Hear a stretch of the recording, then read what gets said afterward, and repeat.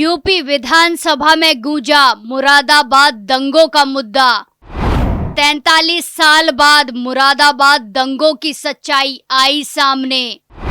योगी सरकार ने सदन में सार्वजनिक की रिपोर्ट। बीजेपी और आरएसएस को मिली क्लीन चिट, मुस्लिम लीग दोषी। नमस्कार, कैपिटल टीवी में आपका स्वागत है और मैं हूं आपके साथ प्रिया बिस्ट। अब वक्त हो चला है कैपिटल टीवी की खास पेशकश स्पेशल स्टोरी का।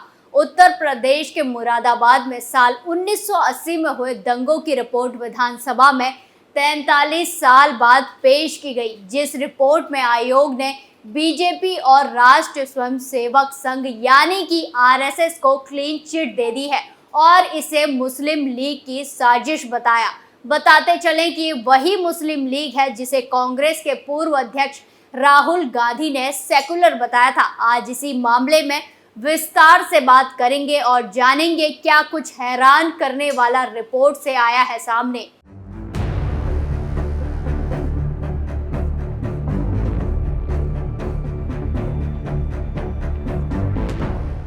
उत्तर प्रदेश के मुरादाबाद में 1980 में हुए दंगों के 43 साल बाद योगी सरकार ने विधानसभा के पटल पर इसकी रिपोर्ट पेश की, जिसमें कई अहम खुलासे हुए हैं। इस घटना में 83 लोग मारे गए थे जबकि 112 लोग घायल हुए।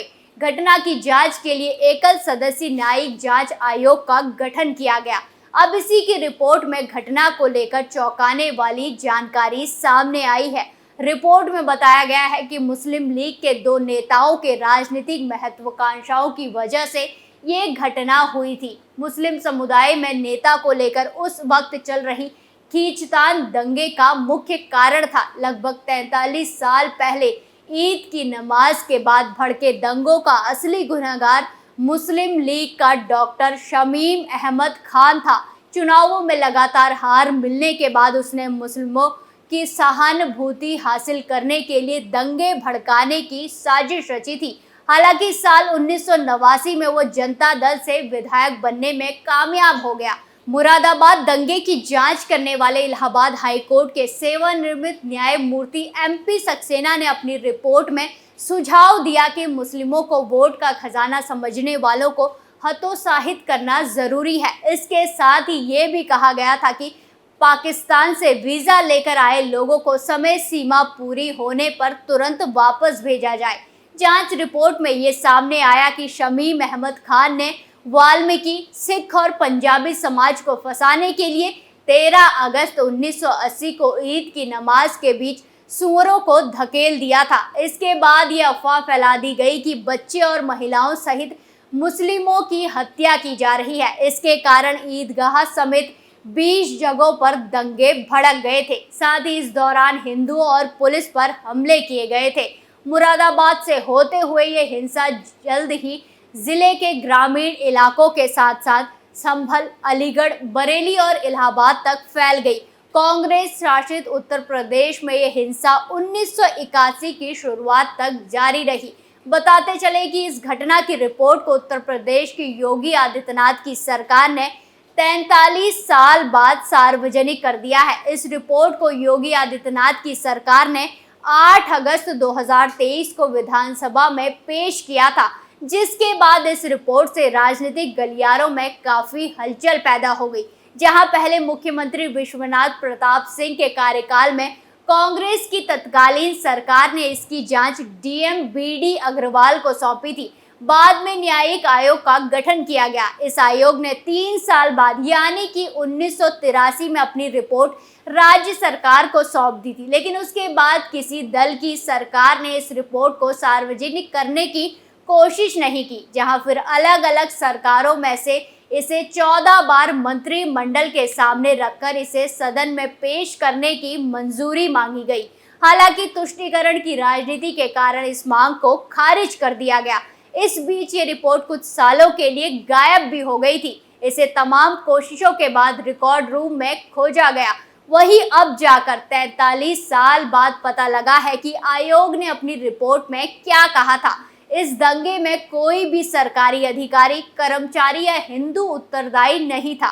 साथ ही इसमें बीजेपी या संघ की भी संलिप्ति नहीं थी। साथ ही रिपोर्ट में कहा गया है कि दंगों में आम मुस्लिम के बजाय शमीम के नेतृत्व वाली मुस्लिम लीग और डॉक्टर हामिद हुसैन उर्फ डॉक्टर अज्जी के समर्थन और भाड़े पर बुलाए गए लोग ही शामिल थे। आयोग ने दंगे के दौरान पीएसी, पुलिस और जिला प्रशासन पर लगे आरोप भी खारिज कर दिए। एमपी सक्सेना आयोग की रिपोर्ट के अनुसार जिले का आम मुसलमान भी ईदगाह पर उपद्रव करने के लिए उत्तरदायी नहीं था। इसके दंगे के लिए सिर्फ और सिर्फ डॉक्टर शमीम अहमद के नेतृत्व वाली मुस्लिम लीग और डॉक्टर हामिद हुसैन उर्फ डॉक्टर अजी के नेतृत्व वाले खाकसारो संगठन, उनके समर्थकों को और भाड़े के व्यक्तियों की करगुजारी के चलते ये पूरी घटना घटी थी। ये पूरी घटना साजिश के तहत पूर्व नियोजित थी और इन्हीं नेताओं के दिमाग की उपज थी। दंगा भड़काने के लिए इन लोगों द्वारा ईदगाह में नमाजियों के बीच में सूअर धकेल दिए गए। अफवाह फैला दी गई कि हिंदुओं के द्वारा ये सब किया गया है। अब समुदाय विशेष का नाम आते ही मुस्लिम क्रोधित हो उठे और पास के थाने, पुलिस चौकी और हिंदुओं पर हमला कर दिया। अपने ऊपर हमला होते देख हिंदू भी उत्तेजित हो उठे, जिससे सांप्रदायिक हिंसा भड़की। भगदड़ में अल्पसंख्यक समुदाय के लोग अधिक संख्या में लोग गए थे। जांच में ये भी पाया गया कि इस दौरान हुई ज्यादातर मौतें पुलिस फायरिंग में नहीं बल्कि भगदड़ से हुई थी। बताते चले कि इस दंगे में 84 लोग मारे गए थे और 112 लोग घायल हुए थे। वहीं विधानसभा में 43 साल पुराने मुरादाबाद दंगों की रिपोर्ट को योगी आदित्यनाथ की सरकार ने 8 अगस्त 2023 को विधानसभा में पेश किया था। रिपोर्ट सामने आने के बाद सियासत का दौर शुरू हो गया।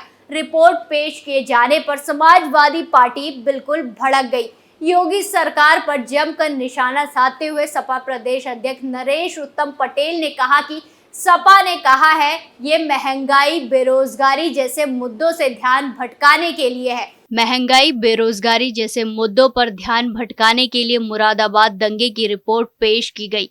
सरकार महंगाई, बेरोजगारी और किसानों से जुड़े मुद्दों पर चर्चा नहीं कर रही है। यूपी में बेरोजगारी दर घटी नहीं, बढ़ गई है। सरकार झूठ बोल रही है। वहीं सपा अध्यक्ष अखिलेश यादव ने जांच रिपोर्ट को सदन में पेश किए जाने के सवाल पर बुधवार को कहा कि चुनाव आ रहे हैं, अब इस तरह की रिपोर्ट आती रहेगी। इसी के साथ सपा के राष्ट्र महासचिव शिवपाल सिंह यादव ने बीजेपी पर गंभीर आरोप लगाते हुए कहा कि सरकार चाहे कोई भी रिपोर्ट पेश करे, आज जो सत्ता में है वो कोई भी रिपोर्ट बनाकर भेज सकते हैं। हम जानते हैं कि जब वो कांड हुआ था तो उसे करने वाले लोग आज सत्ता में बैठे हैं। वहीं मुरादाबाद मामले की रिपोर्ट पर मोहसिन रजा ने बोला कि सरकार ये बताना चाहती है कि पिछली सरकारें कितने दंगे कराती थी। पिछली सरकारों के चेहरे को हमने बेनकाब किया है। पिछली सरकारों के चाल चरित्र और चेहरे को हम बेनकाब करेंगे। वहीं इस रिपोर्ट को सदन में पेश किए जाने को लेकर यूपी के डिप्टी सीएम केशव प्रसाद मौर्य ने कहा कि ये रिपोर्ट तो पेश होनी ही चाहिए, पहले ही सरकारों ने इसे छिपा कर रखा था। मुरादाबाद दंगों की सच्चाई देश और प्रदेश की जनता को जानने का मौका मिलना चाहिए। ये रिपोर्ट छपाई गई और इसे पेश किए जाने की जरूरत है। इससे नागरिकों को मुरादाबाद दंगों की सच्चाई जानने में मदद मिलेगी। हर किसी को इस रिपोर्ट का स्वागत करना चाहिए, क्योंकि इससे पता चलेगा कि दंगा कौन करता है, कौन इसका समर्थन करता है और कौन इसके खिलाफ लड़ता है। वहीं मुरादाबाद 1980 दंगे के पीड़ित परिवार ने रिपोर्ट सामने आने के बाद कहा कि घर के 4 लोगों को उठाकर ले गए थे, आज तक लौटकर नहीं आए। उन्होंने कहा कि मुख्यमंत्री ने इस रिपोर्ट पर चर्चा की, ये जानकर अच्छा लगा। दंगों की सच्चाई सबके सामने आनी चाहिए। वहीं आपको बता दें कि घटना की जांच के लिए इलाहाबाद हाई कोर्ट के न्यायाधीश एमपी सक्सेना का एक सदस्यीय आयोग नियुक्त किया गया था। इस आयोग ने नवंबर 1983 को अपनी रिपोर्ट सरकार को सौंप दी थी, लेकिन इसे सार्वजनिक नहीं किया गया था। वहीं अब योगी सरकार के राज्य में आने के बाद 43 साल बाद सरकार ने दंगों की जांच रिपोर्ट को मंगलवार 8 अगस्त को विधानसभा में रखा है और मुरादाबाद दंगों की सच्चाई सबके सामने पेश की है। लेकिन इस रिपोर्ट के पेश होने से विपक्षी दलों में खलबली मची है और उनसे ये रिपोर्ट हजम नहीं हो रही है। स्पेशल रिपोर्ट में आज के लिए इतना ही, फिर पेश होंगे नए मुद्दे के साथ। तब तक के लिए देखते रहिए कैपिटल टीवी उत्तर प्रदेश। धन्यवाद।